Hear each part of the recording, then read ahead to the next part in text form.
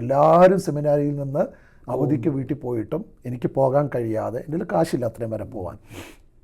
ആ സെമിനാരിയിലെ ആ വലിയ ബിൽഡിംഗ് ഞാൻ ഒറ്റയ്ക്ക് താമസിച്ച സമയമുണ്ട്. ഹെബ്രോൻ ഹ്യൂസ്റ്റണിൽ നിന്ന് പല സമയങ്ങളും കുറേ ആളുകളൊക്കെ പോയിട്ടുണ്ട്, ഇല്ലെന്നൊന്നും ഞാൻ പറയില്ല. പക്ഷെ ഇപ്പം ഞാൻ കാണുന്നൊരു കാര്യം, ഈ കഴിഞ്ഞ 2 വർഷത്തിനുള്ളിൽ ഞങ്ങൾ കാണുന്നൊരു കാര്യം, പോയ ആളുകളെല്ലാം മടങ്ങി വരികയാണ്. എന്നെ സ്ഥാനപ്പെടുത്തിയത് സാംശാൻ്റെ പിതാവാണ്. ഞാനത് പറയുമ്പോൾ ഞാൻ ഇന്നും ഓർക്കുന്നത് യേശുദാസൻ്റെ ശുശ്രൂഷകളൊക്കെ എടക്കര IPC ചർച്ചിലിരിക്കുന്ന സമയത്ത് അച്ഛൻ്റെ ശുശ്രൂഷകൾ ഞാൻ ഇന്നും ഓർക്കുന്നുണ്ട്. അദ്ദേഹത്തിൻ്റെ കൈക്കീഴിലാണ് ഞാൻ സ്നാനപ്പെട്ടത്. ആ കാലത്ത് ഇന്നും ഓർക്കുന്നത്, മുമ്പിലിരുന്ന് വഴക്കുണ്ടാക്കുമ്പോൾ അവിടെ വെച്ച് ശാസിച്ച് വഴക്ക് പറഞ്ഞതൊക്കെ ഇന്നും എനിക്ക് ഓർമ്മയുണ്ട്. എടക്കര IPC എനിക്ക് മറക്കാൻ പറ്റുന്ന ചർച്ചല്ല. സ്കൂളിലൊക്കെ പോകുന്ന സമയത്ത് പിരിവിട്ട് നിക്കർ മേടിച്ച് തന്ന് സ്കൂളിൽ പോയൊരു കാലം ഉണ്ടായിരുന്നു. കാരണം ഇല്ല. അമേരിക്കയിലെ മലയാളി പെന്തക്കോസ്തൽ സഭകളിൽ ഏറ്റവും വലിയ സഭയാണ് ഹൂസ്റ്റൺ ഹെബ്രോൻ IPC ചർച്ച്. 600-ലധികം കുടുംബങ്ങൾ ഒന്നിച്ചാരാധിക്കുന്ന അതിമനോഹരമായ അതിവിശാലമായ ഒരു സഭ. നിരവധി മിഷൻ പ്രവർത്തനങ്ങളും ലോകത്തിൻ്റെ വിവിധ രാജ്യങ്ങളിൽ പ്രവർത്തനങ്ങളൊക്കെയുള്ള ഒരു വ്യത്യസ്തമായ സഭയാണ് IPC ഹെബ്രോൻ. ആ സഭയുടെ സീനിയർ പാസ്റ്ററാണ് pastor Wilson Varkey. Pastor Wilson Varkey നിലമ്പൂരിലെ ഒരു കുഗ്രാമത്തിൽ നിന്ന് ദൈവത്തിൻ്റെ ശുശ്രൂഷയ്ക്ക് വേണ്ടി വിളിച്ച് വേർതിരിക്കപ്പെടുകയും ഇന്ത്യയിലും ജർമ്മനിയിലുമൊക്കെയായി അദ്ദേഹത്തിൻ്റെ തിയോളജിക്കൽ പഠനം പൂർത്തിയാക്കി. പിന്നീട് കാനഡയിലും അമേരിക്കയിലും ന്യൂയോർക്കിലും സഭാ ശുശ്രൂഷകനായിരുന്നു. കഴിഞ്ഞ 4 വർഷമായി അദ്ദേഹം ഹൂസ്റ്റൺ പട്ടണത്തിലെ ഈ വലിയ സഭയുടെ ശുശ്രൂഷകനായിരിക്കുന്നു. അടുത്ത 2 വർഷത്തേക്കൂടെ അദ്ദേഹം ആ സഭയുടെ ശുശ്രൂഷകനായിരിക്കും എന്നുള്ളത് ഉറപ്പാണ്. ഇങ്ങനെ ഒരു വലിയ സഭയുടെ ശുശ്രൂഷകനായിരിക്കുന്ന ഈ ദൈവദാസന് നമ്മളോട് പറയുവാൻ അദ്ദേഹത്തിൻ്റെ വ്യത്യസ്തമായൊരു ജീവിത കഥയുണ്ട്. ഞങ്ങൾ തമ്മിലുള്ള ഒരു അഭിമുഖ സംഭാഷണം ശ്രദ്ധിച്ചു കേൾക്കുക. അദ്ദേഹം തൻ്റെ ജീവിത ദർശനവും ശുശ്രൂഷ സംബന്ധമായ താൻ നേരിടുന്ന വെല്ലുവിളികളും അതോടൊപ്പം താൻ പിന്നിട്ട് വന്ന വഴിത്താരകളും ഓർത്തെടുത്ത് അദ്ദേഹം നമ്മളോട് സംസാരിക്കുന്നു. കേൾക്കാം.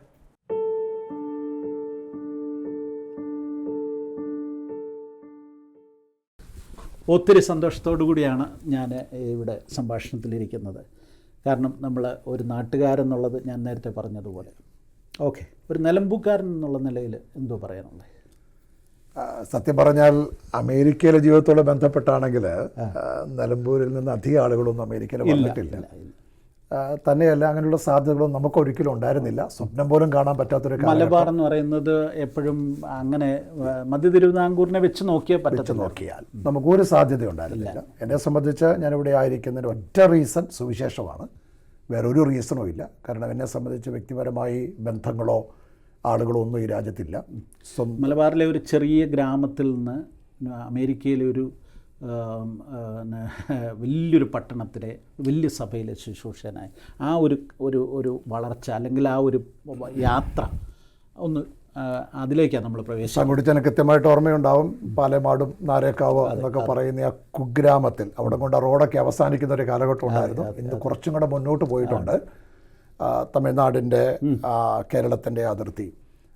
ആ കാലഘട്ടത്തിലൊക്കെ സത്യത്തിൽ നമ്മുടെയൊക്കെ ആ നാട്ടിൽ നിന്ന് വേറൊരു രാജ്യത്തേക്ക് പോകുക എന്ന് പറയുന്ന പോലും നമുക്ക് ചിന്തിക്കാൻ കഴിയാത്തൊരു കാലം ഉണ്ടായിരുന്നു. മാക്സിമം പോയ ഗൾഫിൽ ഒരു സാധാരണ ജോലി മാക്സിമം. ഞാനൊരു കാലത്ത് കർത്താവിൻ്റെ വേലയ്ക്ക് വേണ്ടി ഇറങ്ങുന്നതിന് മുമ്പ് വീട്ടിൻ്റെ സാഹചര്യമൊക്കെ മുഖാന്തരം ഗൾഫിൽ പോയി ജോലി ചെയ്ത് വീട് പുലർത്തണമെന്ന് ആഗ്രഹിച്ചൊരു കാലം എനിക്കുണ്ട്. കാരണം നമ്മൾ കണ്ടത് മുഴുവൻ നമുക്ക് കാണാൻ പറ്റുന്ന സ്വപ്നം അത് മാത്രമാണ്. എല്ലാവരും പോകുന്ന ഗൾഫിലേക്കാണ്. അപ്പം ഞാനും അതിനുവേണ്ടി ഒത്തിരി ആഗ്രഹിച്ചതാണ്. പക്ഷേ ദൈവം അതിനൊന്നും വിട്ടില്ല, അല്ലെങ്കിൽ അതിന് അവസരം തന്നില്ല എന്നുള്ളൊരു സത്യമാണ്. പക്ഷേ ഒരു കാലത്ത് ഞാൻ അതിനുവേണ്ടി ആഗ്രഹിച്ചിരുന്നു. പ്രത്യേകിച്ച് പ്രീ ഡിഗ്രി കഴിഞ്ഞ കാലത്ത് ഞാൻ എൻ്റെ ഡിഗ്രി പഠിക്കുന്നതിനോട് ചേർന്ന് ഒരു ബേസിക് കമ്പ്യൂട്ടർ ട്രെയിനിങ് നമ്മുടെ നിലമ്പൂരുള്ള ഒരു ചെറിയ സ്ഥാപനത്തിൽ പോയി. ഞാൻ പഠിച്ചതിൻ്റെ കാരണം അന്ന് വെളിയിൽ ഗൾഫിലൊക്കെ പോയാൽ ഒരു ചെറിയ അക്കൗണ്ടൻ്റ് ആയിട്ടോ അല്ലെങ്കിൽ നമ്മുടെ നാട്ടിൽ അന്നൊക്കെ അതിന് നമ്മുടെ ഒരു കാലഘട്ടത്തിന് തൊട്ട് മുമ്പ് ഈ കമ്പ്യൂട്ടർ കോമൺ ആകുന്നതിന് മുമ്പ് ടൈപ്പും ഷോർട്ട് ഹാൻഡും പഠിക്കും. അതും പഠിക്കാൻ പോയിട്ടുണ്ട്. പക്ഷെ തീർക്കാൻ പറ്റിയില്ല. കാരണം എനിക്കത് എന്തുകൊണ്ടോ പറ്റത്തില്ലായിരുന്നു. പക്ഷെ ഞാൻ പഠിക്കാൻ പോയിട്ടുണ്ട്. ഓക്കെ. അത് കഴിഞ്ഞാണ് ഈ കമ്പ്യൂട്ടർ കുറച്ച് കമ്പ്യൂട്ടർ അങ്ങനെ വലിയ അതൊന്നും അല്ല. ഞാൻ പീഡിക്ക് പഠിച്ചതിനോട് ചേർന്ന് ഇതും കൂടെ പഠിച്ചതിൻ്റെ കാരണം ഗൾഫിലേക്ക് കിട്ടിയാൽ പോകണം. അങ്ങനെ വീടിനെ സഹായിക്കണം. കാരണം ഞങ്ങളുടെ സാഹചര്യം വളരെ വളരെ പരിതാപകരമായിരുന്നു. അപ്പോൾ ആ കാലത്ത് അങ്ങനെ ഒരു ആഗ്രഹമൊക്കെ ഉണ്ടായിരുന്നു. അതുകൊണ്ട് ഗൾഫിൽ പോകണമെന്നൊരു ആഗ്രഹിച്ചു. പക്ഷേ ഇങ്ങനെയൊക്കെ ദൈവം വഴിതിരിച്ച് വിട്ടു എന്ന് പറയുന്നത് എനിക്ക് തന്നെ ഒരു അത്ഭുതം. ടേണിംഗ് പോയിന്റ് എവിടെയാണ് ശരിക്കും? സത്യത്തിൽ വെച്ചാൽ ഞാൻ ഡിഗ്രി പഠിച്ച BA എക്സാം എഴുതി കഴിഞ്ഞ് ഞാൻ എൻ്റെ വീട് വിട്ടതാണ്. ഞാൻ വീട് വിട്ടെന്ന് പറയുമ്പോൾ കർത്താവിൻ്റെ വേലയ്ക്ക് വേണ്ടി പോകണമെന്നൊരു ഭയങ്കര ആഗ്രഹം ഉണ്ടായിരുന്നു. എൻ്റെ അപ്പച്ചൻ്റെ ഒരു കസിൻ അന്ന് ഇടുക്കിയിലുണ്ട്. അപ്പോൾ അദ്ദേഹത്തിൻ്റെ കൂടെ പോയി ഞാൻ സുവിശേഷ വേലയ്ക്ക് ബൈബിൾ സ്കൂളിലോ അല്ലെങ്കിൽ സെമിനാരിലോ പോകാനുള്ള ലക്ഷ്യത്തിലൊന്നും പോയതല്ല, ഒരാവേശത്തിനൊക്കെ പോയതാണ്. പക്ഷേ എൻ്റെ ഉള്ളിൻ്റെ ഉള്ളിൽ കർത്താവിൻ്റെ വേലയായിരുന്നു ആഗ്രഹം. ഞാൻ അങ്ങനൊരു ഇതിലേക്ക് വരാനുണ്ടായ കാര്യം ശരിക്കും നിങ്ങളുടെ ബാക്ക്ഗ്രൗണ്ട് എന്തുവാ? പെന്തക്കോസ്ത് കുടുംബത്തിലല്ലല്ലോ. എൻ്റെ മാതാവിൻ്റെ പിതാവ് ഒരു ഉപദേശിയായിരുന്നു. തണ്ണിനാൽ മത്തായി ഉപദേശി എന്ന് പറയും. പേരെന്നോട് പറഞ്ഞു. തണ്ണിനാൽ മത്തായി ഉപദേശി അറിയപ്പെടുന്ന ഒരു ഉപദേശിയായിരുന്നു. എവിടെയായിരുന്നു അദ്ദേഹം? തൃശ്ശൂർ കൂട്ടാലയിലായിരുന്നു. കൂട്ടാല. അപ്പോൾ അമ്മച്ചിയുടെ ബാക്ക്ഗ്രൗണ്ട് അതാണ്. എൻ്റെ അപ്പച്ചൻ്റെ അമ്മയാണ് വിശ്വാസത്തിലേക്ക് യാക്കോബായ ബാക്ക്ഗ്രൗണ്ട് ചെയ്ത് വരുന്നത്. പക്ഷെ ഞാൻ ജനിച്ചൊരു പെന്തക്കോസ്ത് കുടുംബത്തിലാണ്. പക്ഷെ ഞങ്ങളുടെ വീടെന്ന് പറയുന്നത് ഭയങ്കര സ്ട്രിക്റ്റായി, അങ്ങനെയൊക്കെ നമ്മുടെ നാട്ടിലെ ഏതൊരു കുടുംബത്തിലെ പോലെ തന്നെ വളരെ സ്ട്രിക്റ്റായി വളർത്തിയെടുത്ത ഒരു കാലമായിരുന്നു ഞങ്ങളുടെ കാലം. പക്ഷെ കർത്താവിൻ്റെ വേല എന്ന് പറയുന്നത് ഞങ്ങളുടെ അകത്തൊക്കെ ഭയങ്കര ആവേശമായിരുന്നു. കാരണം നാരോക്കാവിലൊന്നും ചർച്ചില്ല. എടക്കരയിൽ IPC ചർച്ച്, പിന്നെ കരുന്നച്ചി. അപ്പോൾ ഈ നാരോക്കാവിലെ ചർച്ച് എന്ന് പറയുന്നത് ഞങ്ങൾ എടക്കരയിൽ കർത്താവിനെ ആരാധിച്ചുകൊണ്ടിരിക്കുന്ന സമയത്ത് ഉണ്ടാകുന്ന ഒരു ചർച്ച, ഒരു ചെറിയ ചർച്ച. പക്ഷേ അന്ന് ഈ അവിടെ നമ്മൾ കയറാത്ത വീടുകളില്ല, സുവിശേഷം പറയാത്ത വീടുകളില്ല, ട്രാക്റ്റുമായി പോകാത്ത വീടുകളില്ല. അപ്പോൾ ആ കാലത്ത് ആ യാത്രകളൊക്കെ എന്നെ ഒത്തിരി മാറ്റി ഭയങ്കര പരിവർത്തനം ഉണ്ടാക്കിയിട്ടുണ്ട്.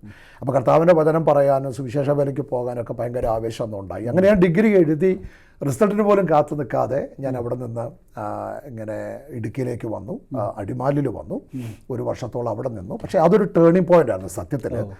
കാരണം അവിടെ നിന്നാണ് ഞാൻ മണക്കാലയിലേക്ക് BD പഠിക്കാൻ പോകുന്നത്. പിന്നെ ഞങ്ങളുടെ ആ കാലഘട്ടത്തിൽ ഈ ഒരു ചർച്ച അവിടെ ഉണ്ടാകുന്നുണ്ടെന്നുള്ള ഭയങ്കര ആവേശത്തിൽ. കാരണം നാരോക്കാവിൽ നിന്ന് നടന്നാണ് എടക്കര IPCയിൽ ഞങ്ങൾ ആരാധനയ്ക്ക് വന്നുകൊണ്ടിരുന്നത്. പിന്നീട് ബസ്സൊക്കെ ഉണ്ടായി, ദൂരം നടന്ന് ചക്കയൊക്കെ തലവെച്ച് പാഴ്സനേജ് കൊടുക്കാൻ വേണ്ടി നടന്നൊരു കാലം ഉണ്ടായിരുന്നു. കപ്പ കൊണ്ടുവന്നിട്ടുണ്ട്. അന്ന് വെല്ലുമച്ചിയൊക്കെ ഇത് കെട്ടി നമ്മുടെ കയ്യിൽ തരും. രാവിലെ എഴുന്നേറ്റ് ഇതും കൊണ്ട് നടക്കണം. അപ്പോൾ എടക്കര IPC വന്ന് ഇതിനകത്ത് പ്രേക്ഷകർക്ക് മനസ്സിലാകാൻ വേണ്ടി ഒരു കാര്യം പറയാം. എൻ്റെ പിതാവ് ഈ എടക്കര IPC സഭയുടെ ശുശ്രൂഷകനായിരുന്ന കാലഘട്ടത്തിലെ ചരിത്രമാണ് ഈ പറയുന്നത്. അപ്പോൾ അങ്ങനെ അന്ന് ഞങ്ങളുടെ വീട്ടിലേക്ക് അല്ലെ ഫെയ്ത്ത് ഹോമിലേക്ക് ചക്കയോ അതുപോലുള്ള കൃഷി ഉൽപ്പന്നങ്ങളോ ഒക്കെ തലയിൽ ചുമന്ന് കൊണ്ടുവന്ന ഞങ്ങളെ ഫീഡ് ചെയ്ത കൂട്ടത്തിൽപ്പെട്ട ഒരാളാണ് എൻ്റെ മുമ്പിലിരിക്കുന്നത് എന്നുകൂടെ പറയട്ടെ. ഓക്കെ, ഒത്തിരി സന്തോഷമുള്ള കാര്യമാണ് ആ കാലം.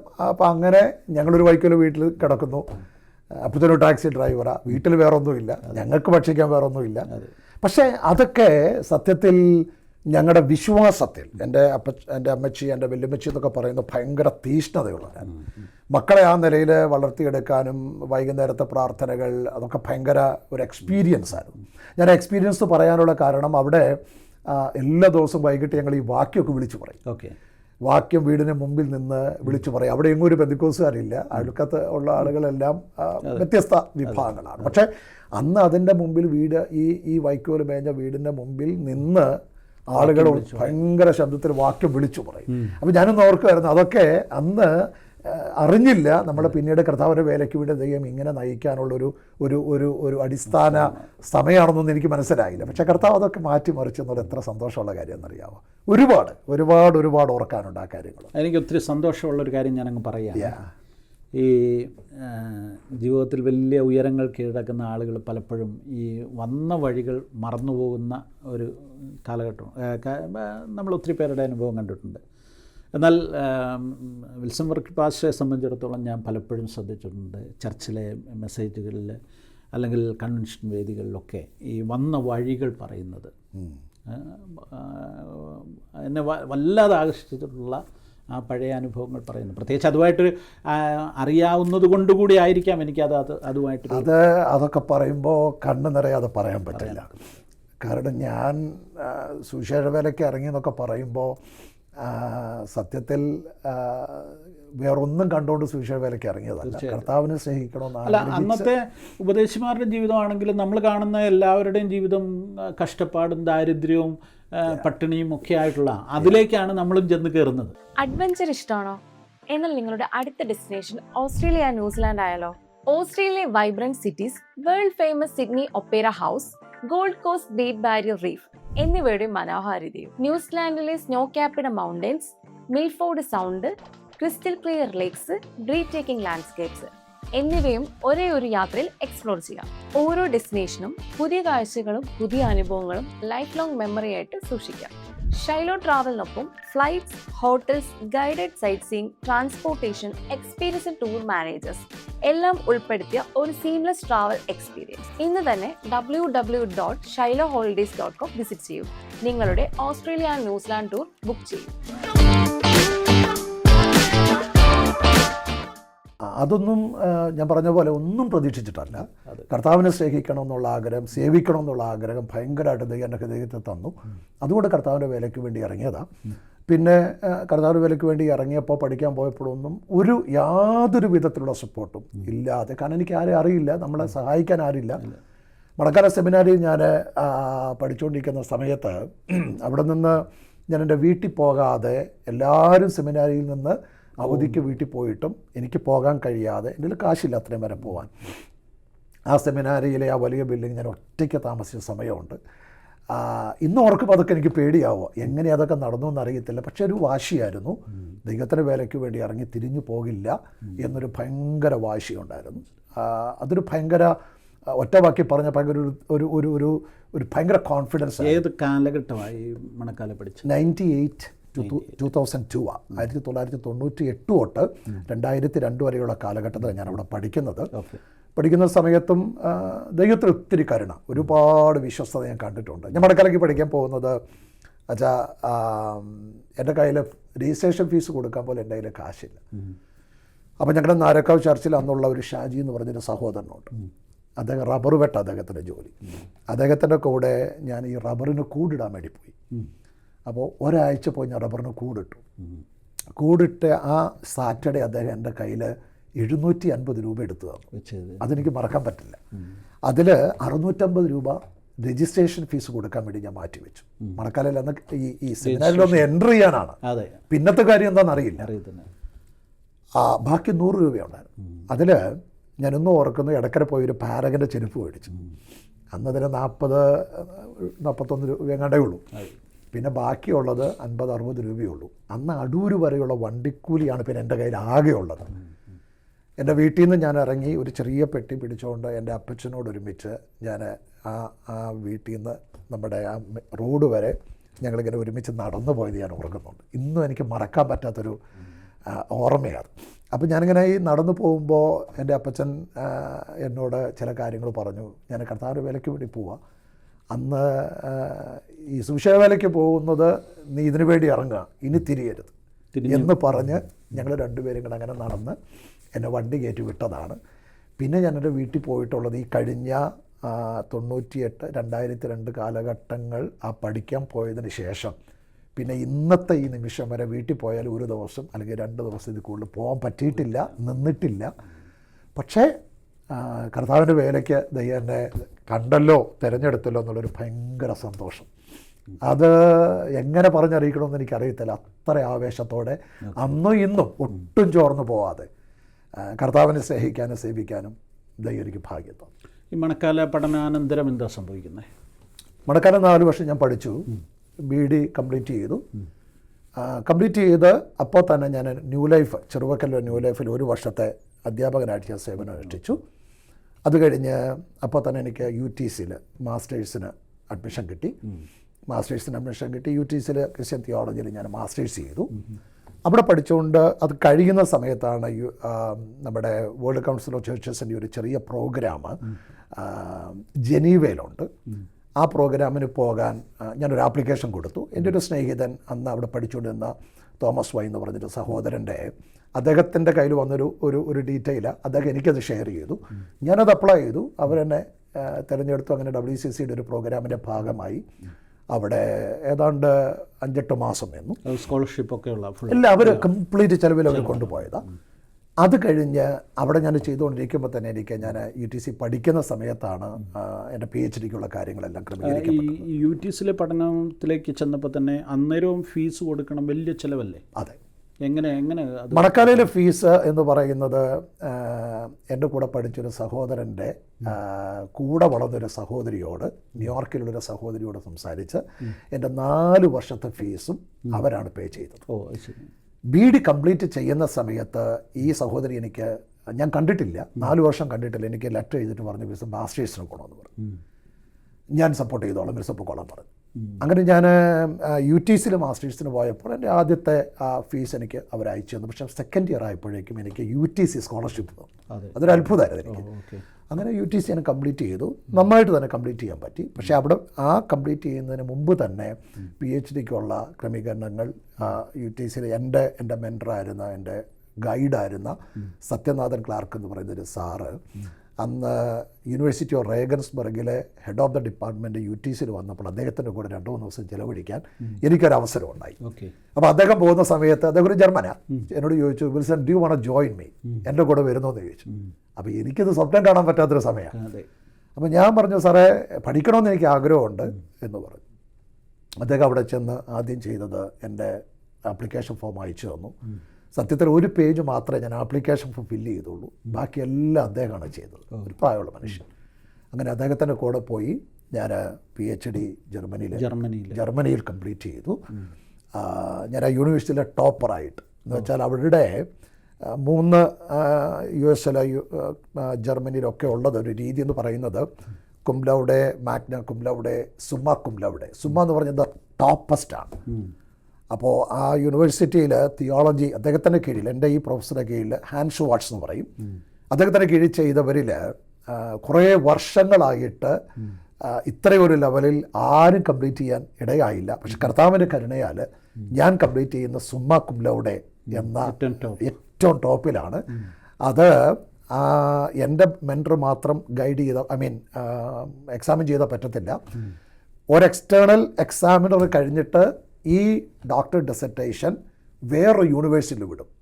എൻ്റെ ഡിസർട്ടേഷൻ ഗോട്ടിങ്ങൻ, അറിയപ്പെടുന്ന ഗോട്ടിങ്ങൻ യൂണിവേഴ്സിറ്റിക്കാണ് അയച്ചത്. ഗോട്ടിങ്ങൻ യൂണിവേഴ്സിറ്റി ചെന്നിട്ട് അവരത് സുമ്മ കുംലൗഡെ ഇട്ട് തിരിച്ചയച്ചു. അങ്ങനെ കർത്താവിൻ്റെ മഹാകരുണയാൽ ഞാനത് കംപ്ലീറ്റ് ചെയ്യുന്നത് ടോപ്പറായിട്ടാണ് യൂണിവേഴ്സിറ്റി. അതൊക്കെ ദൈവത്തിൻ്റെ വലിയ കരുണയായിരുന്നു. തീർച്ചയായിട്ടും. അത് കഴിഞ്ഞ് തിരിച്ച് ഞാൻ വന്നു. തിരിച്ച് എനിക്കവിടെ യൂണിവേഴ്സിറ്റി റേഗൻസ്ബർഗിൽ എൻ്റെ ഈ ഗൈഡ് തന്നെ എൻ്റെ സാറിനോട് പറഞ്ഞു വിൽസൺ എൻ്റെ കൂടെ വർക്ക് ചെയ്യാൻ പറഞ്ഞു. അവിടെ നിൽക്കാമായിരുന്നു. അവിടെ നിന്ന് അവിടുത്തെ പ്രൊഫസറായി, അദ്ദേഹത്തിൻ്റെ ഒരു അസിസ്റ്റൻറ്റ് പ്രൊഫസറായി വർക്ക് ചെയ്യാം, കൂടെ പോസ്റ്റ് ഡോക്ടറേറ്റും കൂടെ ചെയ്യാമെന്ന് പറഞ്ഞു. പക്ഷേ എനിക്കതിനോട് താല്പര്യം ഉണ്ടായിരുന്നില്ല. ഞാൻ സാറിനോട് പറഞ്ഞു സാറേ ഞാനൊരു ഇന്ത്യനാണ്, എനിക്ക് എൻ്റെ കമ്മ്യൂണിറ്റിയെ സെർവ് ചെയ്യണം, ഞാനിവിടെ നിന്ന് കുറേ പേരെ പഠിപ്പിക്കുന്നതിനേക്കാൾ നല്ലത് എനിക്ക് തിരിച്ചു പോയി എൻ്റെ കമ്മ്യൂണിറ്റിയെ സെർവ് ചെയ്യണം. അതിനുശേഷം അദ്ദേഹം കേരളത്തിൽ, ഞാൻ തിരിച്ചു വരുന്നത് കോട്ടയം സെമിനാരിലോട്ടാണ്, 1 വർഷം അവിടെ പഠിപ്പിച്ചു. ആ സമയത്ത് എൻ്റെ പ്രൊഫസർ ജർമ്മനിയിൽ നിന്ന് വന്ന് എൻ്റെ കൂടെ 2-3-4 ദിവസം താമസിച്ചു. കോട്ടയം സെമിനാരിൽ എൻ്റെ കൂടെ വന്ന് താമസിച്ചിട്ട് എന്നോട് പറഞ്ഞു വിൽസൺ കം ബാക്ക്. എന്നോട് ഒരു നല്ല ഓഫർ എനിക്ക് തന്നു. ഞാൻ പറഞ്ഞു സാറേ ഞാൻ തിരിച്ചു വരുന്നില്ല, എനിക്ക് എൻ്റെ കമ്മ്യൂണിറ്റിയെ സെർവ് ചെയ്യണം. അങ്ങനെ ഞാൻ ജർമ്മനിയിലേക്ക് പിന്നെ പല പ്രാവശ്യം പോയെങ്കിലും കണ്ടിന്യൂ ചെയ്യാനോ പ്രൊഫസർഷിപ്പ് എടുക്കാനോ ഒന്നും ഞാൻ താല്പര്യപ്പെട്ടില്ല. പിന്നെ എനിക്കൊരു ഭയങ്കര നിയോഗം തന്നു, കർത്താവിൻ്റെ ശുശ്രൂഷയിൽ ഒരു അധ്യാപകനായി മാത്രം തുടരാതെ പാസ്റ്ററൽ മിനിസ്ട്രിയിലേക്ക് ഇറങ്ങണമെന്നൊരു വലിയ നിയോഗം ദൈവം തന്നു. അങ്ങനെയാണ് ഞാൻ കർത്താവിൻ്റെ ശുശ്രൂഷ പാസ്റ്ററൽ മിനിസ്ട്രിയിലേക്ക് പ്രവേശിക്കാനിടയായത്. ആദ്യം വരുന്നത് കാനഡയിലാണ്, 5 വർഷം അവിടെ ഉണ്ടായിരുന്നു. സയൺ ഗോസ്പൽ അസംബ്ലി അവരാണ് ആദ്യമായി നോർത്ത് അമേരിക്കയിൽ എന്നെ കൊണ്ടുവരുന്നത്.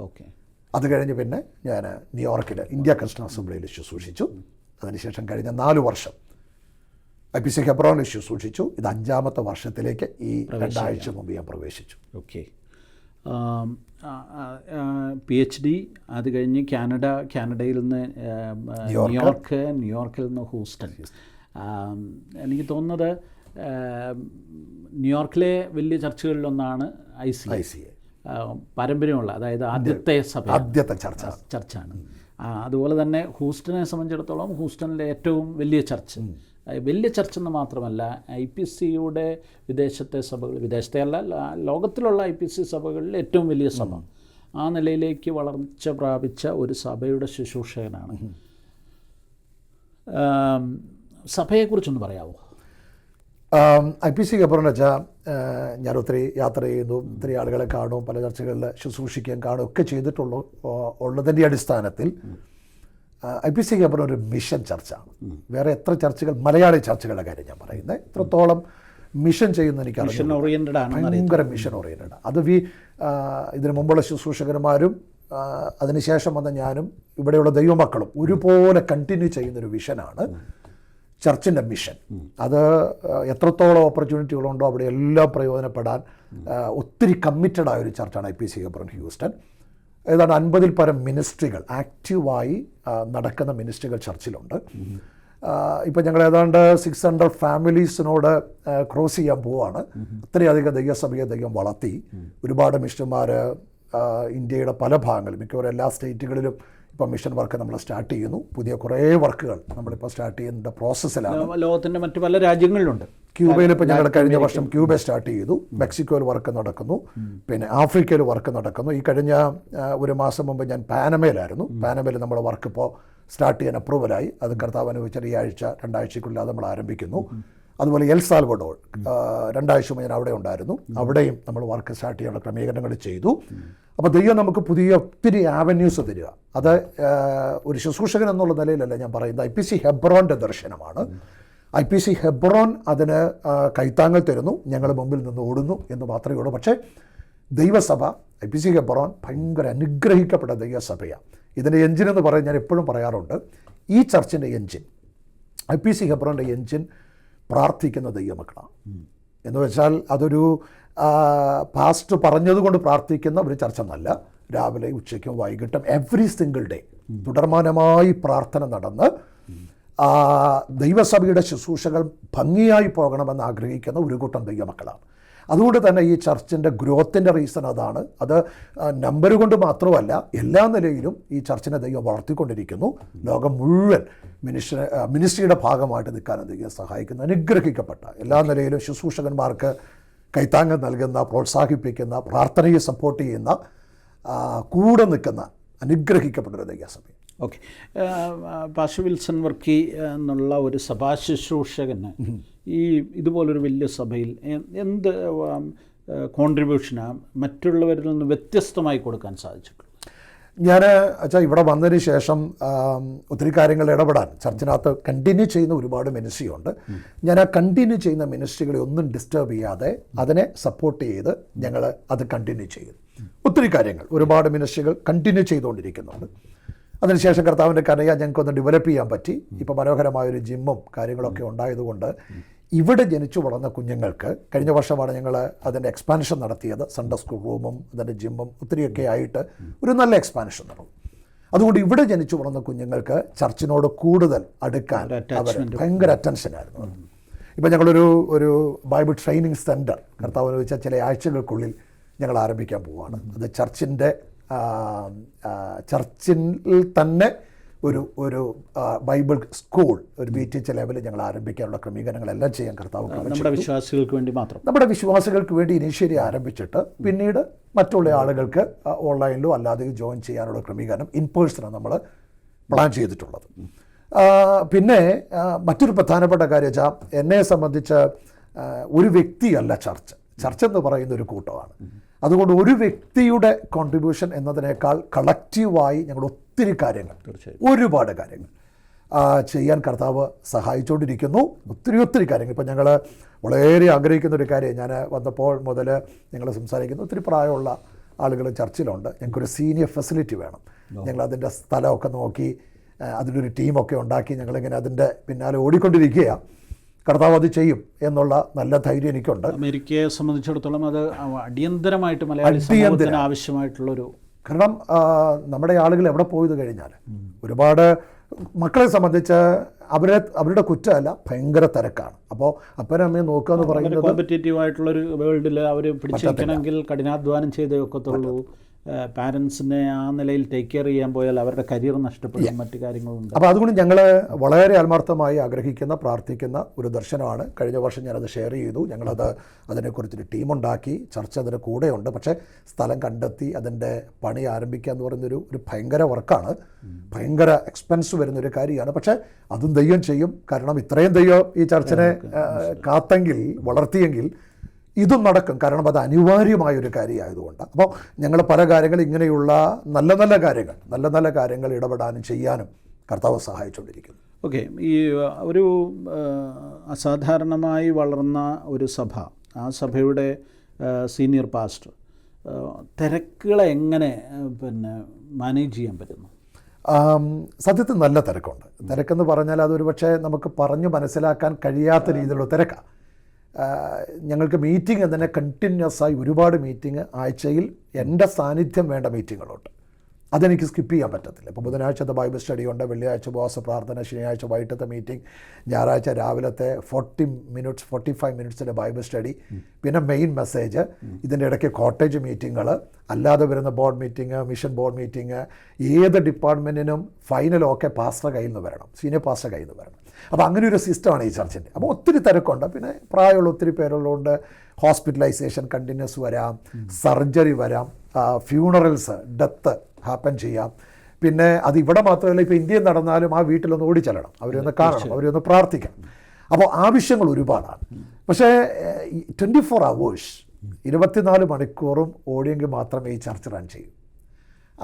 പക്ഷേ കർത്താവ് അതിന് കൃപ തരുന്നു എന്ന് വെച്ച് അത് ഇപ്പോൾ നമുക്ക് സീനിയർ പാസ്റ്ററിൻ്റെ കൂടെ തന്നെയാണ് നമുക്ക് ഇതുവരെ അസോസിയേറ്റ് പാസ്റ്റർ ഉണ്ടായിരുന്നു. ഇപ്പോൾ നമുക്ക് ഇംഗ്ലീഷിന് ഒരു ഡെഡിക്കേറ്റ് ഇംഗ്ലീഷ് പാസ്റ്ററായി.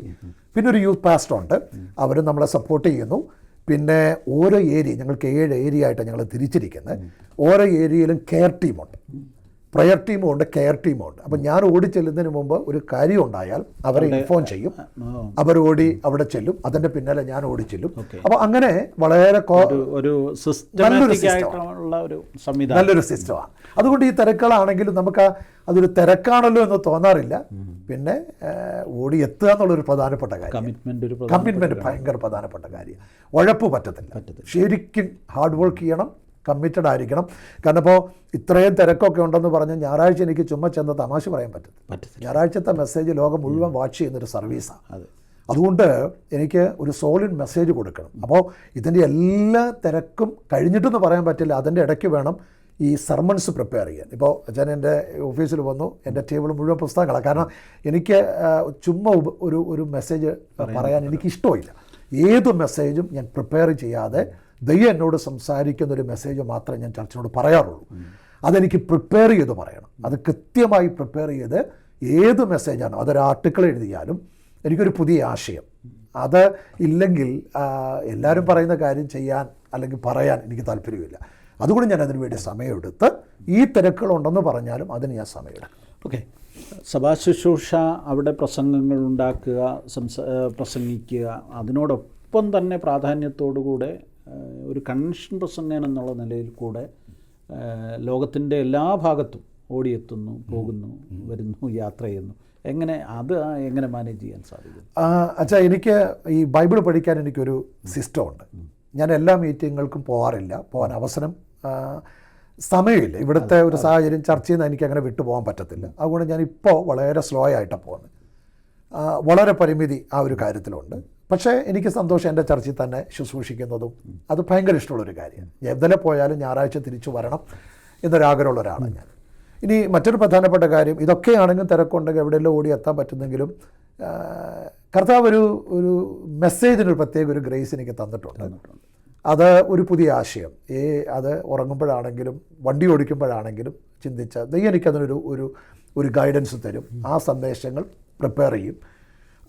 ആ സന്ദേശങ്ങളായിരിക്കും ഞാൻ എവിടെ ചെന്നാലും സംസാരിക്കുന്നത്. കഴിയുന്ന റെപ്പറ്റീഷൻ ചെയ്യാറില്ല. എന്നും ഒരു പുതിയ മെസ്സേജാണ് എവിടെ ശുശ്രൂഷിച്ചാലും ഞാൻ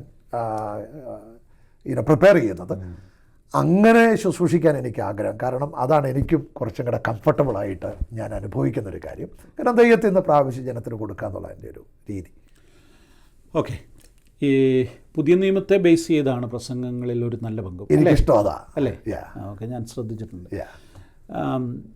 അടുത്തൊരു കാര്യം, ഈ അമേരിക്കയിലെ ഒരു വലിയ സഭയിലെ ശുശ്രൂഷകനായിരിക്കുമ്പോൾ നേരിടേണ്ടി വരുന്ന ഒത്തിരി വെല്ലുവിളികളുണ്ട്. അത് ഞാൻ ഈ പറഞ്ഞ തിരക്കുകളോ അതിനേക്കാട്ടിലുപരിയായിട്ട് ഒരു സമൂഹം നേരിടുന്ന വെല്ലുവിളികൾ ഒരു പാസ്റ്റർ എന്നുള്ള നിലയിൽ ഏറ്റെടുക്കേണ്ടി വരുന്നുണ്ട്, അതിനെ അഡ്രസ്സ് ചെയ്യേണ്ടി വരുന്നുണ്ട്, അതിന് സൊല്യൂഷൻസ് കണ്ടെത്തേണ്ടി വരുന്നുണ്ട്. പ്രത്യേകിച്ച് പറഞ്ഞാൽ ഇവിടെ ജനിച്ചു വളർന്ന പുതിയ തലമുറ, അപ്പോൾ തന്നെ നാട്ടിൽ നിന്ന് വന്ന ഒരു ജനറേഷൻ, ഇത് രണ്ടും കൂടെ മേർജ് ചെയ്ത് കൊണ്ടുപോവുക അല്ലെങ്കിൽ അവരെ ഒന്നിച്ച് കൊണ്ടുപോവുക എന്ന് പറയുന്നത് ഒരു ഹെർക്കൂലിയൻ ടാസ്ക്കാണ്.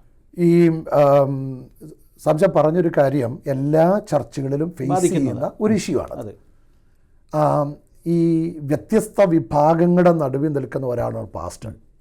നമ്മളൊരു ഗ്രൂപ്പിൻ്റെ ഭാഗമാവാതെ ഒരു പ്രത്യേക സമൂഹത്തിൻ്റെ, ഒരു പ്രത്യേക വിഭാഗത്തിൻ്റെ, ഒരു പ്രത്യേക ഫാമിലിയുടെ ആരുടെ ഭാഗമല്ല നമ്മൾ. നമ്മുടെ ചർച്ചിൻ്റെ ഒരു ഏജ് ഗ്രൂപ്പിൻ്റെ ആളല്ല നമ്മൾ ചർച്ചിൻ്റെ പാസ്റ്റർ. നമ്മൾ ദൈവം ഏൽപ്പിച്ചത് ആ ചർച്ചിനെ നയിക്കാൻ. ഒരു പാസ്റ്റർ എങ്ങനെ ചർച്ചിനെ നയിക്കുന്നു അതിനനുസരിച്ചാണ് ചർച്ച് പോകുന്നത്. അപ്പോൾ എൻ്റെ കമ്മിറ്റ്മെൻറ്റ്, എന്നെ ദൈവം ഏൽപ്പിച്ചത് ഒരു ചർച്ചിനെ നയിക്കാൻ. അത് ഇതിന് മുമ്പുള്ള ചർച്ചുകളിലും ഈ ചർച്ചിലും ഞാൻ കണ്ടിന്യൂ ചെയ്യുന്നത് സെയിം പാറ്റേണാണ്. സെയിം പാറ്റേൺ എന്ന് പറഞ്ഞാൽ എനിക്ക് വ്യക്തിപരമായ ആരും എൻ്റെ ശത്രുക്കളല്ല, ഒരു കുടുംബം എൻ്റെ ഫേവറല്ല, എല്ലാവരും എനിക്ക് ഒരുപോലെയാണ്. അത് പാവപ്പെട്ടവരുണ്ട്, അതിനകത്ത് പണക്കാരുണ്ട്, നല്ല ജോലിയുള്ളവരുണ്ട്, ഒരു ജോലി ഇല്ലാത്തവരുണ്ട്. എനിക്ക് എല്ലാവരും ഒരുപോലെയുള്ളൂ. എല്ലാവരും ഒരുപോലെ സ്നേഹിക്കുന്നു. At the end of the day നമ്മുടെ ലക്ഷ്യം എന്ന് പറയുന്നത് ഈ ചർച്ചിനെ കർത്താവിനെ മടങ്ങിവരവിന് വേണ്ടി പ്രിപ്പയർ ചെയ്യുക എന്നുള്ളത്. അത് ആത്മാർത്ഥമായിട്ട് ചെയ്യണമെന്ന് എനിക്കൊരാഗ്രഹമുണ്ട്. അപ്പോൾ വെല്ലുവിളികളില്ലെന്ന് ചോദിക്കും. ഒരുപാട് പ്രതിസന്ധികളുണ്ട്, ഒരുപാട് യുനോ ഹാർഡ് ഡേയ്സ് നമ്മുടെ ജീവിതത്തിലുണ്ട്, ടഫ് ഡേയ്സ് ഉണ്ട്, വേദന ഉണ്ടാക്കുന്ന സമയങ്ങളുണ്ട്. ഇതൊക്കെ ഇതിനൊരു പാക്കേജാണ്. ഇത് ഇല്ലാതെ ഒരു മിനിസ്ട്രി ഉണ്ടെന്ന് ഞാൻ വിശ്വസിക്കുന്നില്ല. പൗലോസ് പറയുന്ന പോലെ നീ സുവിശേഷകൻ്റെ പ്രവൃത്തി ചെയ്യുക, കഷ്ടം സഹിക്കുക. അതാ തിമോത്തിയോസിനോട് പൗലോസ് പറയുന്നത്. അപ്പം നമ്മൾ എല്ലാം ഓക്കെ ആയിട്ട് ഒരു ചർച്ചിനെ നമുക്ക് മുന്നോട്ട് കൊണ്ടുപോകാൻ പറ്റത്തില്ല. ഈ ബുദ്ധിമുട്ടുകളുണ്ടെങ്കിലും പ്രതിസന്ധികളുണ്ടെങ്കിലും അതിൻ്റെ ഒക്കെ നടുവിൽ വളരെ പ്രാർത്ഥനയോടെ ദൈവകൃപയോടെ ഈ ചർച്ചിനെ നമ്മൾ മുന്നോട്ട് നയിക്കുക. പിന്നെ ഞാൻ മനസ്സിലാക്കിയ ഒരു കാര്യം, നമ്മൾ സത്യത്തിന് വേണ്ടി നിൽക്കുമ്പോൾ, നേരിന് വേണ്ടി നിൽക്കുമ്പോൾ കർത്താവ് നമ്മുടെ കൂടെയുണ്ട്. കർത്താവ് നമ്മളെ കാക്കും. ഈ ദൈവസഭയെ വളർത്തുന്നതും ദൈവസഭയെ മുൻപോട്ട് കൊണ്ടുപോകുന്നതും നമ്മളല്ല, ദൈവത്തിൻ്റെ വലിയ കരുണയാണ്. അപ്പോൾ ആ ചർച്ചുകളെ, ഏത് ചർച്ച ആയാലും കർത്താവിന് ഭയങ്കര ഫേവറുണ്ട്. ഇത് ദൈവത്തിൻ്റെ സഭയല്ലേ, നമ്മൾ ജസ്റ്റ് ഒരു ഇൻസ്ട്രുമെൻ്റ് മാത്രമാണ്. കർത്താവിൻ്റെ സഭയെ ദൈവം സൂക്ഷിക്കും. ഇപ്പം ഞാൻ ഓർക്കുന്നത്, ഇപ്പോൾ വ്യത്യസ്ത തലമുറകൾ, വ്യത്യസ്ത വിഭാഗങ്ങൾ, വ്യത്യസ്ത പ്രായമുള്ളവർ, വ്യത്യസ്ത ബാക്ക്ഗ്രൗണ്ടിൽ നിന്ന് വന്നവർ, ശരിയാണ്, അവർക്കെല്ലാം അവരുടേതായ അഭിപ്രായങ്ങളുണ്ട്, അവർക്ക് അവരുടേതായ വേൾഡ് വ്യൂ ഉണ്ട്, പെർസ്പെക്റ്റീവ് ഉണ്ട്, അവരുടേതായ ഒപ്പീനിയനുണ്ട്. പക്ഷേ ഇതിനെല്ലാം നമ്മൾ കേൾക്കുകയാണ്, ആരെ നമ്മൾ മാറ്റി നിർത്തുന്നില്ല. പക്ഷെ ഒരു ശുശ്രൂഷകൻ എന്ന നിലയിൽ ചർച്ചിന് എന്താണോ വേണ്ടത്, എന്താണോ ദൈവം നമുക്ക് ആലോചന തരുന്നത്, അതിന് ഒരുപക്ഷെ വില കൊടുക്കേണ്ടി വന്നാലും നമ്മൾ അതിനുവേണ്ടി അഡ്വക്കേറ്റ് ചെയ്യുമ്പോൾ, സഭയെ അങ്ങനെ നയിക്കുമ്പോൾ ഈ ജനം നമ്മുടെ കൂടെ നിൽക്കുക. പി.സി. ഹെബ്രോൻ ഹ്യൂസ്റ്റനെ സംബന്ധിച്ച് സീനിയർ പാസ്റ്റർ ഫൈനലി എന്ത് പറയുന്നോ എല്ലാം നമ്മൾ കേട്ടിട്ട് സീനിയർ പാസ്റ്റർ ഫൈനലി എന്ത് പറയുന്നോ അതാണ് ചർച്ചിൻ്റെ മേലുള്ള ഡിസിഷൻ. അതിനെ ചർച്ച് റെസ്പെക്റ്റ് ചെയ്യും. പാസ്റ്റേഴ്സിനെ റെസ്പെക്റ്റ് ചെയ്യുന്നൊരു ചർച്ച, ആ ചർച്ച് റെസ്പെക്റ്റ് ചെയ്യും. അതുകൊണ്ട് നമുക്ക് ഈ മിനിസ്ട്രിയെ മുന്നോട്ട് കൊണ്ടുപോകാൻ പറ്റും. അതിപ്പോൾ ഏത് ഏജിലുള്ളവരാണെങ്കിലും നമ്മുടെ കൂടെ നിൽക്കാനും സപ്പോർട്ട് ചെയ്യാനും മിനിസ്ട്രിയുടെ ഭാഗമാകാനും ഒക്കെ അവർക്ക് താല്പര്യമുള്ളൂ. പക്ഷേ വിഷം കൊടുക്കേണ്ടത് നമ്മളാണ്, നയിക്കേണ്ടത് നമ്മളാണ്, ഹാർഡ് ഡിസിഷൻസ് എടുക്കേണ്ടത് നമ്മളാണ്. അത് ഈസി അല്ല, പക്ഷേ ആ ഡിസിഷൻ നമ്മൾ എടുക്കുന്നത് ചർച്ചിന് ബെനഫിറ്റാണ്. അത് എൻ്റെ എക്സ്പീരിയൻസാണ് ഞാൻ ഈ പറയുന്നത്, ഞാൻ ഇതുവരെ കണ്ട എക്സ്പീരിയൻസ്. ഈ അമേരിക്കയിൽ ഞാൻ ത്രൂ ഔട്ട് അമേരിക്കയിൽ പലയിടത്ത് യാത്ര ചെയ്യുന്നത് കൊണ്ട് മനസ്സിലാകുന്നൊരു കാര്യം, സഭകളിൽ നിന്ന് യുവജനങ്ങൾ വിട്ടുപോകും. ഒരു പ്രായമെത്തി കഴിയുമ്പോൾ സഭയെ വിട്ടുപോകുന്നു. ഇത് വലിയ എല്ലാ സഭകളും നേരിടുന്നൊരു പ്രശ്നമാണ്.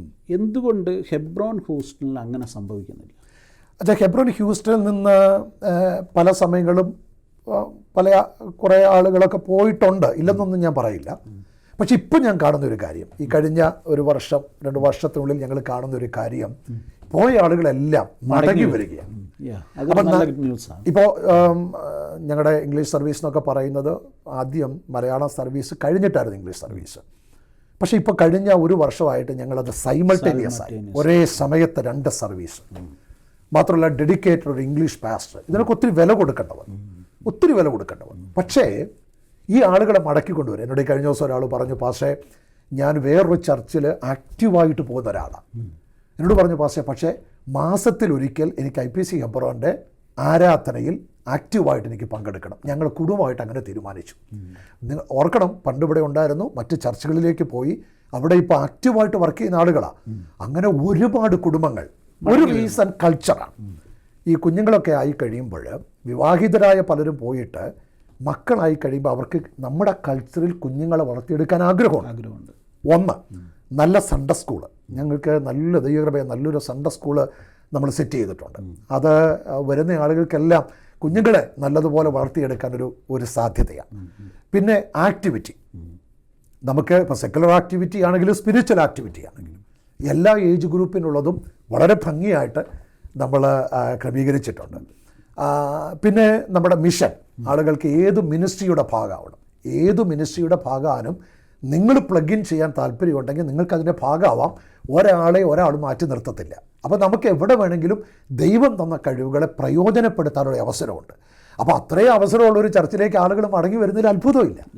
നമ്മളൊരു ഈ എന്താ പറയുക, നാരോ മൈൻഡഡായി മാറാതെ കുറച്ചുകൂടെ ബ്രോഡായിട്ട് ചിന്തിക്കണം. ഇപ്പം ഞാൻ പറഞ്ഞല്ലോ, ഒരു ജിമ്മൊക്കെ നമ്മൾ ദൈവസഭ അതിന് വില കൊടുത്തു, അത് ഉണ്ടായി. അപ്പോൾ കുഞ്ഞുങ്ങളെ സംബന്ധിച്ച് അതൊരു ഭയങ്കര ഡ്രീമായിരുന്നു. മറ്റു പലയിടത്തും പോയ കുഞ്ഞുങ്ങളൊക്കെ തിരിച്ചു വന്ന് അവിടെ കളിക്കുക മാത്രമല്ല, നമ്മുടെ ഫോക്കസ് കളി മാത്രമല്ല, നമ്മുടെ ഫോക്കസ് ഒരു ഗെയിം നടത്തുക എന്ന് മാത്രമല്ല. ഇതെല്ലാം ഒരു സ്പിരിച്വൽ ഡെവലപ്മെൻറ്റിന് കാരണമാക്കുന്ന ചില സ്റ്റെപ്പിംഗ് സ്റ്റോൺസാണ്. ഒരു ജിമ്മിന് നമ്മൾ എക്സ്പെൻസ് ഒത്തിരി മുടക്കിയിട്ടുണ്ട്, പക്ഷേ ജിമ്മല്ല നമ്മുടെ ലക്ഷ്യം. ആ ജിമ്മിലൂടെ കുറേ കുഞ്ഞുങ്ങളെ കർത്താവിലേക്ക് കൊണ്ടുവരാൻ, അവരെ ദൈവത്തിൽ വളർത്തിയെടുക്കാൻ, ദൈവസഭയിൽ നിലനിർത്താനൊക്കെ ഇതൊരു കാരണമാണ്. ഒരുപക്ഷെ നമ്മൾ ഈ നാരോ ആയിട്ട് ചിന്തിക്കാതെ കുറച്ചുകൂടെ ബ്രോഡായിട്ട് നമ്മൾ ചിന്തിക്കാൻ തുടങ്ങിയാൽ നമ്മുടെ കുഞ്ഞുങ്ങളൊക്കെ നമ്മുടെ കൂടെ നിൽക്കും എന്നാണ് മനസ്സിലാക്കുന്നത്. അവരെ റെസ്പെക്റ്റ് ചെയ്യണം, അവരെ ഓണർ ചെയ്യണം, അവർക്ക് വേണ്ട ശുശ്രൂഷകൾക്ക് നമ്മൾ കൈത്താങ്ങൽ കൊടുക്കണം. അല്ലാതെ അവരെ മാറ്റി നിർത്തിക്കൊണ്ട് ഞങ്ങൾ മാത്രം മതി എന്ന് പറഞ്ഞ് ചിന്തിച്ച് പോകരുത്. ഇത് ദൈവസഭയല്ലേ, എല്ലാവർക്കും ഈക്വാലിറ്റി, എല്ലാവരെയും ഉൾക്കൊള്ളണം, എല്ലാവരെയും സഹകരിപ്പിക്കണം, എങ്കിൽ മാത്രമേ ചർച്ച വളരാനിടയാവൂ. ഓക്കെ, അടുത്ത ഒരു പേഴ്സണൽ കാര്യം. ഈ നമുക്കെപ്പോഴും നമുക്ക് മാതൃകയായിട്ട് പലരും കാണും, നമ്മളെ സ്വാധീനിച്ച ആളുകൾ കാണും, നമ്മളുടെ ജീവിതത്തെ വളർത്തുന്നതിൽ, ഒരു വഴിതിരിച്ചു വിടുന്നതിലൊക്കെ ഇൻഫ്ലുവൻസ് ചെയ്ത ആളുകൾ. അങ്ങനെ ആരാ ജീവിതത്തിലുള്ള? എനിക്ക് ഒരാളേക്കാൾ എനിക്ക് പലരുടെ പേര് പറയാനുണ്ട്. ഒരുപാട് പേര് എൻ്റെ ജീവിതത്തിൽ എന്നെ ഒത്തിരി സ്വാധീനിച്ചിട്ടുണ്ട്. ഇപ്പം എന്നെ സ്ഥാനപ്പെടുത്തിയത് സാംശാൻ്റെ പിതാവാണ്. ഞാനത് പറയുമ്പോൾ ഞാൻ ഇന്ന് ഓർക്കുന്ന ദേവദാസൻ്റെ ശുശ്രൂഷകളൊക്കെ എടക്കര IPC ചർച്ചിലിരിക്കുന്ന സമയത്ത് അച്ഛൻ്റെ ശുശ്രൂഷകൾ ഞാൻ ഇന്ന് ഓർക്കുന്നുണ്ട്. അദ്ദേഹത്തിൻ്റെ കൈക്കീഴിലാണ് ഞാൻ സ്നാനപ്പെട്ടത്. ആ കാലത്ത് ഇന്ന് ഓർക്കുന്ന, മുമ്പിലിരുന്ന് വഴക്കുണ്ടാക്കുമ്പോൾ അവിടെ വെച്ച് ശാസിച്ച് വഴക്ക് പറഞ്ഞതൊക്കെ ഇന്നും എനിക്ക് ഓർമ്മയുണ്ട്. പക്ഷേ ആ കൃഷ്ണദാസൻ്റെ ശുശ്രൂഷ എനിക്ക് മറക്കാൻ പറ്റില്ല. അപ്പോൾ എന്നെ ശുശ്രൂഷയിലൊക്കെ മുൻപോട്ട് ഇറങ്ങണമെന്നൊക്കെ പ്രോത്സാഹിപ്പിച്ച ചില ഘടകങ്ങളൊക്കെ അതായിരുന്നു. പിന്നെ മറ്റൊരു റീസൺ ഞാൻ പറയാം, ഈ നിലമ്പൂരിൽ നിന്നും ആരും അറിയപ്പെട്ട ശുശ്രൂഷകളിലേക്കൊന്നും ആരും വന്നിട്ടില്ല സംശയ. അപ്പോൾ നമ്മളൊക്കെ കാണാനോ അല്ലെങ്കിൽ അതുപോലെ വലിയവരായിട്ടൊന്നും ചെറുപ്പത്തിൽ ആരും ഉണ്ടായിരുന്നില്ല, ഒരു മനുഷ്യനും ഉണ്ടായിരുന്നില്ല. പിന്നെ എൻ്റെ മാതാവിൻ്റെ പിതാവ് എനിക്കൊരു ഭയങ്കര എന്താ പറയുന്നത്, ഭയങ്കര ഇൻസ്പിറേഷനായിരുന്നു. എൻ്റെ അപ്പച്ചൻ്റെ അമ്മ എഴുത്തും വായന അറിയാത്ത ഒരാളായിരുന്നു. എന്നോട് തൻ്റെ മരണക്കിടക്കയിൽ വെച്ച് എന്നോട് പറഞ്ഞത്, മോനെ, സുവിശേഷ വേല വിട്ട് വേറെ ഒരു പണിക്കും ആയുസ്സിൽ പോയേക്കരുത്, ഇത് നിന്നെ ദൈവം ഏൽപ്പിച്ചതാണ്. അപ്പോൾ അതൊക്കെ എന്നെ എന്നും എൻ്റെ ഹൃദയത്തിൽ ഓർമ്മയോടെ നിൽക്കുന്ന, അല്ലെങ്കിൽ മറക്കാൻ പറ്റാത്ത കുറേ അനുഭവങ്ങളാണ്. പിന്നെ മുമ്പോട്ട് വരുമ്പോൾ ഒരുപാട് ദൈവദാസന്മാരുടെ പേരുകളെടുത്ത് പറയാനുണ്ട്. എന്നെ സ്നേഹിച്ചവരുണ്ട്. എടക്കര IPC എനിക്ക് മറക്കാൻ പറ്റുന്ന ചർച്ചല്ല. സ്കൂളിലൊക്കെ പോകുന്ന സമയത്ത് പിരിവിട്ട് നിക്കർ മേടിച്ച് തന്ന് സ്കൂളിൽ പോയൊരു കാലം ഉണ്ടായിരുന്നു. കാരണം ഇല്ല, പീറ്റർ സാറിനെ എനിക്ക് മറക്കാൻ പറ്റില്ല. അങ്ങനെയൊക്കെ എത്രയോ ദൈവദാസന്മാർ അവിടെ. അതുകൊണ്ട് ഞാൻ എടക്കര IPC എന്ന് ഞാൻ അങ്ങനെ അങ്ങ് പറയുന്നത്. അവിടുത്തെ അന്നത്തെ പഴയ കുടുംബങ്ങളെല്ലാം ഇന്നും മറന്ന് നമുക്ക് മുമ്പോട്ട് പോകാൻ പറ്റില്ല. അതുപോലെ നമ്മളെ സ്നേഹിച്ച പഴയ ഒത്തിരി കുടുംബങ്ങളുണ്ട്. പിന്നെ എൻ്റെ അപ്പച്ചൻ്റെ ഒരു കസിൻ VU വർഗീസ് എന്ന് പറയും, പാസ്റ്റർ VU വർഗീസ്, അടിമാലിൽ ഞാൻ പോയത് അദ്ദേഹത്തിൻ്റെ കൂടെയാണ്. എന്നെ ദൈവവചനം പഠിക്കേണ്ടത് എങ്ങനെയാണെന്ന് പഠിപ്പിച്ചത് ആ ദൈവത്തിൻ്റെ ദാസന. അദ്ദേഹം ഭയങ്കര വായനാശീലമുള്ളവരാണ്. അപ്പോൾ എന്നെ വായിക്കാൻ പ്രേരിപ്പിച്ചതും നല്ല പുസ്തകങ്ങൾ വായിക്കാൻ പഠിപ്പിച്ചതൊക്കെ പാസ്റ്റർ വി യു വർഗീസ. അങ്ങനെ പറയാനാണെങ്കിൽ ഒരുപാട് സെമിനാർ, മണക്കാല സെമിനാരിൽ വന്നപ്പോൾ അവിടുത്തെ അധ്യാപകന്മാർ ഒരുപാട് സപ്പോർട്ട് ചെയ്തു. ആ കൂട്ടത്തിലുള്ളതാണ് ഞങ്ങളുടെ മെട്രോ ചർച്ചിലുള്ള സതീഷ് സാറ്. എനിക്ക് മറക്കാൻ പറ്റത്തില്ല. എന്നെയൊക്കെ അതുപോലെ ഇന്നും സ്നേഹിക്കുന്ന, ഇന്നും സന്തോഷത്തോടെ കാണുന്ന മനോജ് തോമസ്, അങ്ങനെ എത്രയോ പേരുടെ പേര് ഞാൻ പറയണം. അങ്ങനെ ഒരുപാട് ദൈവദാസന്മാർ ഈ യാത്രയിൽ നമ്മളെ സ്നേഹിക്കാനും ഓരോ കാലഘട്ടം എൻകറേജ് ചെയ്യാനും സപ്പോർട്ട് ചെയ്യാനൊക്കെ കൂടെ ഉണ്ടായിരുന്നു. അതുകൊണ്ടൊക്കെ ഇവിടം വരെ എത്തിയത്. കുടുംബത്തെക്കൂടെ പറഞ്ഞ് നമുക്കിത് അവസാനിപ്പിക്കാം. എനിക്ക് ഭാര്യ ജീന മാസ്റ്റേഴ്സ്, സോഷ്യോളജിയിൽ മാസ്റ്റേഴ്സ് ഉണ്ട്, BEd ഉണ്ട്, അക്കൗണ്ട്സ് ഡിഗ്രി ഉള്ള ആളാണ്. പക്ഷേ ഞങ്ങളൊരു തീരുമാനം എടുത്തു, ജോലിക്ക് പോകാതെ കർത്താവിൻ്റെ വേലയുടെ ഭാഗമായി എൻ്റെ കൂടെ നിൽക്കുക എന്നൊരു തീരുമാനമാണ്. അതുകൊണ്ട് ഇതുവരെ ഞങ്ങൾ പോയ സഭകളൊന്നും ആൾ ജോലിക്ക് പോകാതെ വെരി കേപ്പബിളാണ്. പക്ഷേ എൻ്റെ കൂടെ ചർച്ചിൻ്റെ ശുശ്രൂഷയിൽ എന്നും പങ്കാളിയാണ്. 2 കുഞ്ഞുങ്ങൾ. മൂത്തയാൾ ആഗ്നസ് ഇപ്പോൾ മെഡിക്കൽ സ്കൂളിൽ പഠിച്ചുകൊണ്ടിരിക്കുന്നു. ഈ കഴിഞ്ഞ 2-3 ആഴ്ച മുമ്പാണ് വിവാഹം കഴിഞ്ഞു. ഞങ്ങൾക്കൊരു മോനും കൂടെ ഉണ്ട് ഇപ്പോൾ, അഭിഷേക്.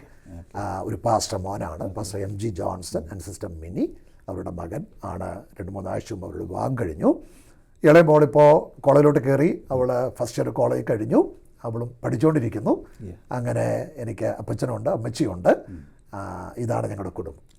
ഓക്കെ, സന്തോഷം ഒന്നിച്ച് സംസാരിക്കുവാൻ സാധിച്ചത്. ഒത്തിരി സന്തോഷം.